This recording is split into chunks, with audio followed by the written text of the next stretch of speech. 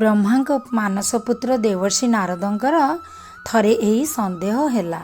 ସେ ନାରାୟଣଙ୍କ ପାଖକୁ ଯାଇ କହିଲେ, ପ୍ରଭୁ ତୁମେ ସର୍ବତ୍ର ବିଦ୍ୟମାନ, ତୁମେ ସର୍ବଭୂତାନ୍ତରାତ୍ମା, ସବୁ ନାମ ଓ ରୂପ ତୁମର, ତୁମର ମହିମା ଓ ମହାନତା ବର୍ଣ୍ଣନାତୀତ। ନାରାୟଣ କହିଲେ, ନାରଦ ତୁମର ଭ୍ରମ ହୋଇଛି, ତୁମେ ବର୍ଣ୍ଣନା କରୁଥିବା ଭଳି ମୁଁ ଏତେ ବଡ଼ ନୁହେଁ, ମୁଁ ମୋ ଭକ୍ତମାନଙ୍କର ଦାସ। ସେହିପରି ପ୍ରତ୍ୟେକ ଭଗବାନଙ୍କର ଦାସାନୁଦାସ ହେବା ପାଇଁ ପ୍ରାର୍ଥନା କରିବା ଉଚିତ, କାରଣ ଯେଉଁମାନେ ମୋର ସେବା କରନ୍ତି ମୁଁ ସର୍ବଦା ସେମାନଙ୍କର ସେବା କରେ। ତାପରେ ନାରାୟଣ ନାରଦଙ୍କୁ ପଚାରିଲେ, ନାରଦ ତୁମେ ସାରା ବ୍ରହ୍ମାଣ୍ଡରେ ବୁଲୁଛ, କ'ଣ ସବୁଠାରୁ ବଡ଼ ବୋଲି ତୁମେ ଭାବୁଛ?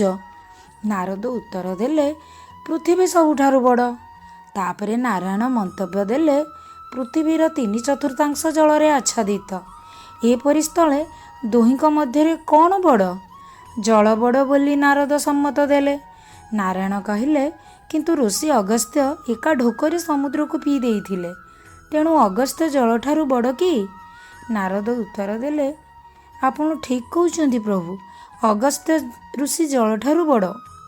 ନାରାୟଣ ପୁଣି ପଚାରିଲେ, କିନ୍ତୁ ଏହି ଅଗସ୍ତ୍ୟ ଋଷି ଆକାଶରେ ଏକ କ୍ଷୁଦ୍ର ନକ୍ଷତ୍ର ମାତ୍ର, ତାହେଲେ ନକ୍ଷତ୍ର ବଡ଼ ନା ଆକାଶ ବଡ଼? ନାରଦ ଉତ୍ତର ଦେଲେ, ଆକାଶ ବଡ଼। ପ୍ରଭୁ ସମ୍ମତ ହେଲେ ଓ କହିଲେ, ତୁମେ ବୁଝିବା ଠିକ୍, ଆକାଶ ପ୍ରକୃତରେ ବଡ଼। ବାମନ ଅବତାରରେ ଭଗବାନ ମହାରାଜା ବଳିକୁ 3 ପାଦ ଭୂମି ମାଗିଥିଲେ, ଆଉ 3 ପାଦର ଦାନ ନେବା ବେଳେ ବାମନ ତ୍ରିବିକ୍ରମ ରୂପ ଧାରଣ କରିଥିଲେ ଏବଂ ଗୋଟିଏ ପାଦରେ ସାରା ପୃଥିବୀ ଓ ଦ୍ୱିତୀୟ ପାଦରେ ଆକାଶକୁ ଆଚ୍ଛାଦିତ କରିଥିଲେ। ତୃତୀୟ ପାଦ ପାଇଁ ଆଉ ଜାଗା ନଥିଲା।